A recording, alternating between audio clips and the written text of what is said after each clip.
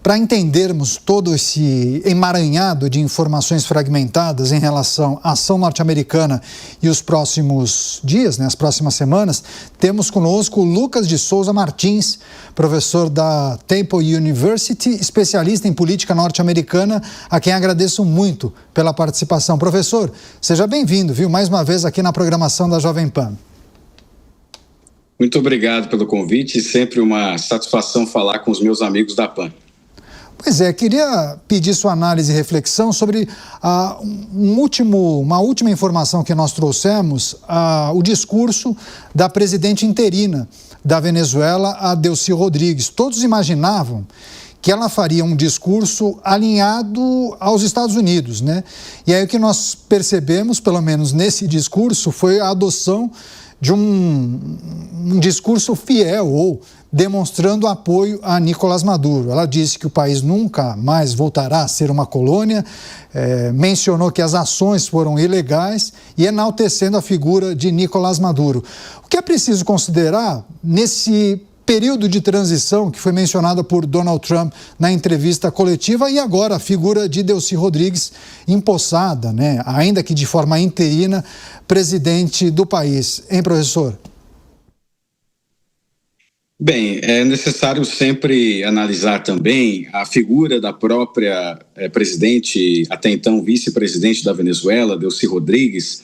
Ela é uma figura bastante significativa nesta época de Maduro na presidência deste país, porque ela foi não só vice-presidente, mas também foi ministra das Relações Exteriores, foi a principal figura feminina deste regime venezuelano. E também, por incrível que pareça, ela também foi a principal, e tem sido, aliás, a principal interlocutora do regime de Maduro com os Estados Unidos. O Marco Rubio tem contatos com a Delcy Rodrigues. E é por isso importante destacar também que ela lida com uma série de elementos que envolvem toda essa transição, digamos assim, de uma deposição de Maduro e agora o início de uma nova era para a Venezuela. Então, Delcy Rodrigues mantém esse canal aberto com os Estados Unidos, precisa manter esse canal aberto, até porque ela se encontra em um momento de extrema fragilidade, não se sabe quanto tempo este regime permanecerá onde está, e também há um ponto importante que é a questão de que a Delcy Rodrigues ela precisa também acalmar a base chavista, tradicional, muito aliada a Nicolás Maduro. Isso é muito importante dizer que existe uma popularidade ainda em certos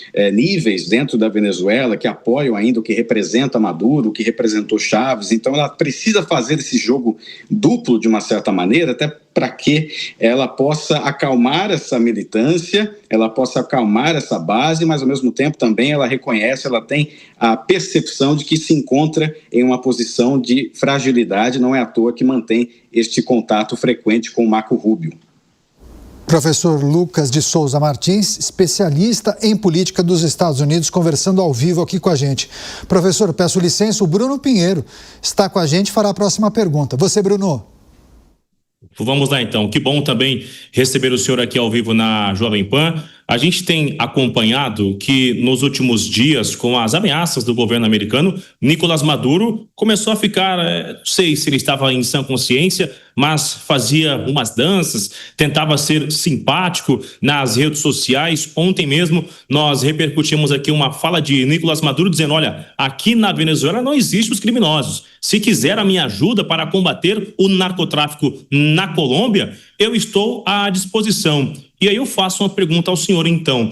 Quando Nicolás Maduro se viu acuado, que não haveria uma saída, ele quis se juntar ao governo americano para combater a Colômbia, dizendo: aqui não tem nada de errado. Era mais ou menos essa mensagem que Nicolás Maduro queria repassar ao governo americano, professor? Pois é, Bruno, uma satisfação sempre em falar contigo mais uma vez. Olha, o Nicolás Maduro, ele percebeu logo de cara que ele não teria apoio de qualquer aliado internacional que a Venezuela ainda possuía. E isso aconteceu no dia de hoje. Ninguém, absolutamente ninguém, foi socorrer a Venezuela daquilo que aconteceu contra Nicolás Maduro, contra o chavismo. nada da parte da Rússia, nada da parte da China ou mesmo do Irã, países que emitiram notas criticando a ação americana, mas efetivamente não fizeram nada do ponto de vista logístico ou até mesmo do ponto de vista militar para proteger aquilo que representava Nicolás Maduro.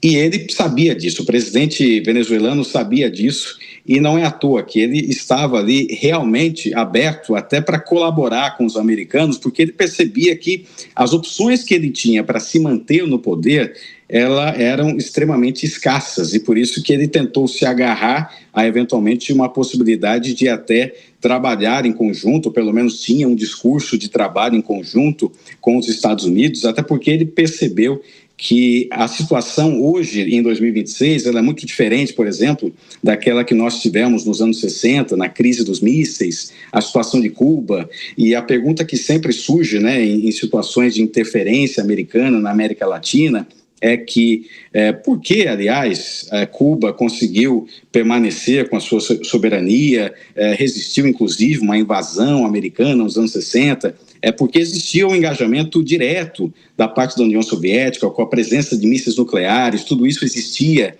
naquele contexto, e é por isso que os americanos temiam, naquele instante, a eclosão de um conflito nuclear. Agora, no caso da Venezuela, não há um envolvimento direto por parte da China. A China, aliás, tem aberto mão de qualquer conexão com algum conflito em qualquer parte do mundo. A Rússia, extremamente ocupada com a questão da Ucrânia. O Irã, por exemplo, fragilizado depois do ataque israelense americano. Ou seja, as opções de Maduro eram praticamente inexistentes. E por isso que ele recorreu, neste fim trágico da sua experiência como presidente, a um discurso de apoio ou de colaboração com os Estados Unidos, que obviamente não atrairia ou não seduziria de forma alguma a Casa Branca de Donald Trump.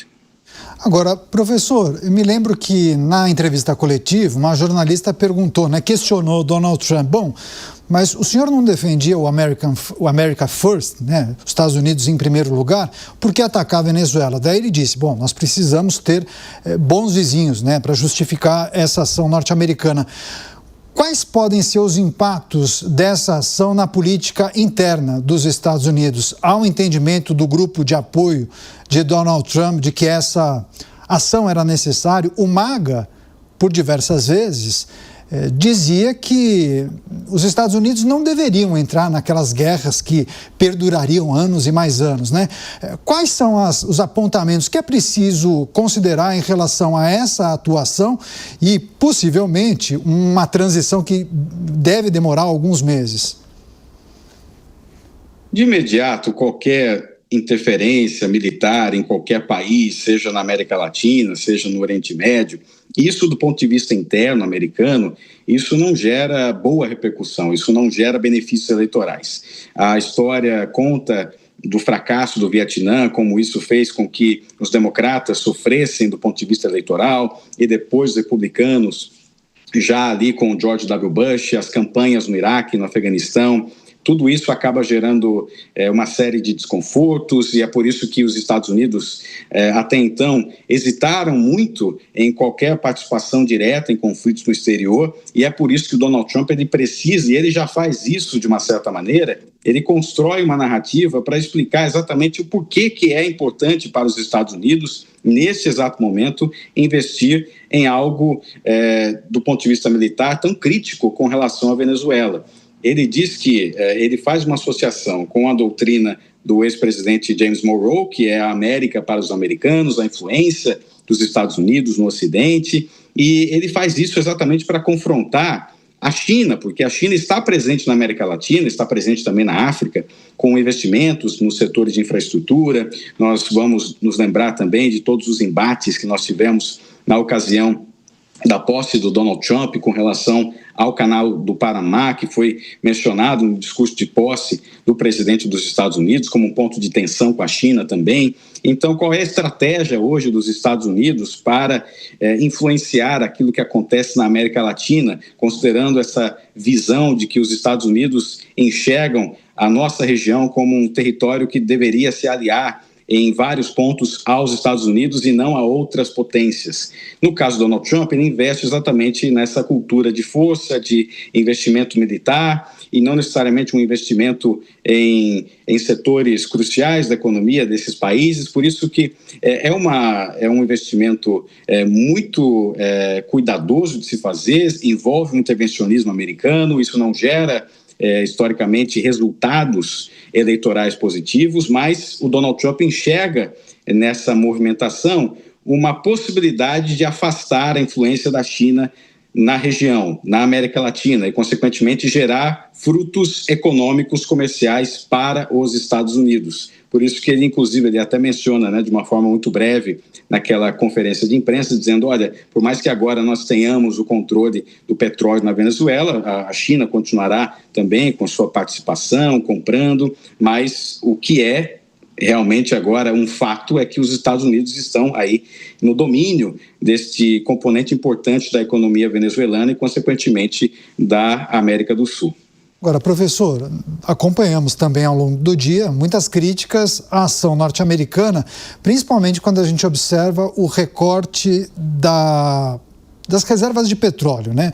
Teve uma menção ali na entrevista coletiva e também no pronunciamento em que Donald Trump fala sobre a administração momentânea do petróleo da Venezuela, a atuação de empresas norte-americanas, a possibilidade de reembolso dos recursos para aquelas empresas que perderam dinheiro ao longo dos últimos anos, enfim.